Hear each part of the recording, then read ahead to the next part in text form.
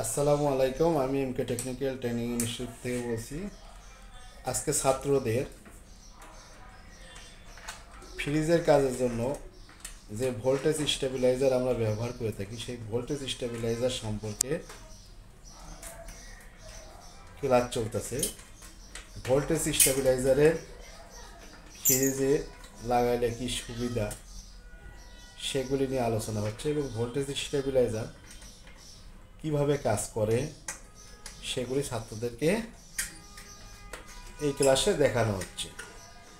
এবং একটি voltage stabiliser কিভাবে বুঝবে যে নষ্ট হয়েছে,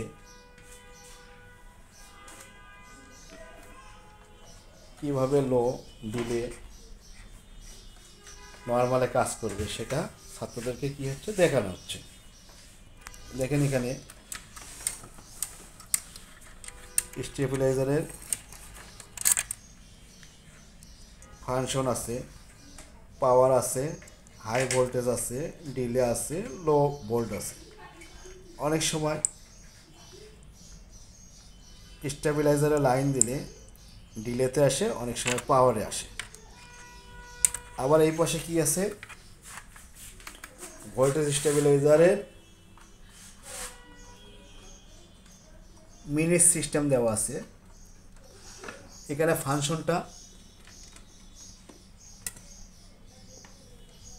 5 মিনিট দেওয়া আছে, আবার 15 সেকেন্ড দেওয়া আছে। এই পাশে দিলে 15 সেকেন্ড পরে একটা রেফ্রিজারেটর কী হবে, অন হবে। আর এই পাশে দিলে কি 5 মিনিট পরে অন হবে।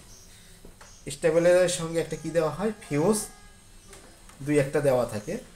যদি ফিউজ নষ্ট হয় সেই ক্ষেত্রে আপনারা এই ফিউজের এই ফাংশনটা খুলে এখান থেকে আপনারা কী করতে পারেন, ফিউজ চেঞ্জ করে দিয়েও দেখতে পারেন। ফিউজ নষ্ট হলে ফিউজ চেঞ্জ করে আবার এভাবে কী করতে পারেন, লাগিয়ে দিয়ে দেখতে পারেন প্রাথমিক পর্যায়ে। এরপরে এর ভিতরে আরও ফাংশন আছে, রিলে আছে, ক্যাপাসিটার আছে, বিভিন্ন ধরনের রিলে আছে, ক্যাপাসিটার আছে। হ্যাঁ, এগুলি চেক করে দেখতে হবে কোন ফাংশনে কী সমস্যা হয়েছে। সেই ফাংশনের সমস্যা অনুযায়ী কী করতে হবে, আমাদের কাজ করতে হবে। আমরা একটা স্টেবিলাইজার এখন আপনাদের অন করে দেখায়, দেখে একটা মোটর চালাচ্ছি আমরা, দেখেন কীভাবে চলে। এখানে কি সিস্টেম আছে, এই যে মোটরটা আমরা কি করব, এই মোটরটা আমরা এই স্টেবিলাইজারের মাধ্যমে কি করব, অন করব।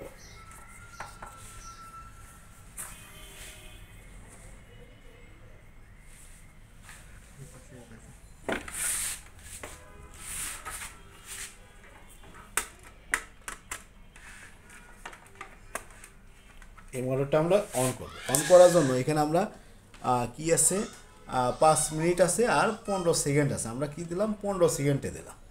আমরা 15 সেকেন্ডে দেবো, দিয়ে কি করব, 15 সেকেন্ড পরে মোটরটা কি হবে, অন হবে। আমরা এখান থেকে কি করব, সুইচ অন করব। অন করা আছে, হ্যাঁ। এখন এখানে কি দেবো, আমরা সুইচ দেবো। এই যে এখানে কি আছে, সুইচ আছে। এই যে সুইচটা আমরা অন করব। অন করলে এই যে সুইচটা অন করলাম, প্রথমে আসলো ডিলে, তারপর পাওয়ারে আসবে 15 সেকেন্ড পরে। তখন এই মোটরটা কী হবে, আমাদের অন হয়ে যাবে। 15 সেকেন্ড পরেই পাওয়ারে আসবে। এই যে পাওয়ারে আসছে, এখানকার সুইচ মানে অফ আছে। এখানকার সুইচ আমরা মোটরের সুইচটা আমরা কী করে দিলাম, অন করে দিলাম। মোটর সুইচটা অফ ছিল, অন করে দিলাম, মোটরটা কী হয়ে গেল, অন হয়ে গেল। এভাবে একটা স্টেবিলাইজার কী করে কাজ করে থাকে। মোটরটা কী করে দিলাম, অফ করে দিলাম। মোটরটা আমরা কী করে দেবো, অফ করে দেবো। এখান থেকেও আমরা সুইচটা কী করে দেবো, অফ করে দেবো। তাহলে একটা স্টেবিলাইজার কীভাবে কাজ করে এটা আমি আপনাদেরকে আজকে ভিডিওতে দেখালাম, এবং ছাত্রদের এটা নিয়ে ডিটেলস ক্লাস হচ্ছে। এবং এটা কিভাবে নষ্ট হলে কিভাবে বুঝবে, কিভাবে কাজ করে একটা স্টেবিলাইজার ফ্রিজের সঙ্গে। অনেক সময় স্টেবিলাইজারের কারণেও ফ্রিজের কী হইতে পারে, প্রবলেম হইতে পারে, সেটাও জানতে হবে।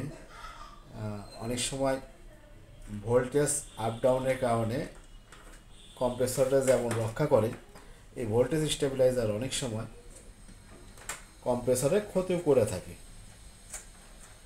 তা আমরা ভোল্টেজ স্টেবিলাইজার ফ্রিজের সঙ্গে লাগালে সুবিধাও আছে, আবার অসুবিধাও অনেক সময় হয়ে যায়। সেক্ষেত্রে ভোল্টেজ স্টেবিলাইজার ভালো মানের লাগানোই ফ্রিজে ভালো। কম দামের ভোল্টেজ স্টেবিলাইজার লাগালে সেগুলি কী করতে পারে, ক্ষতি করতে পারে ফ্রিজে।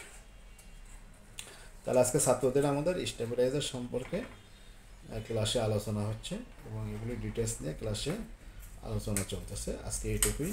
আল্লাহ হাফিজ।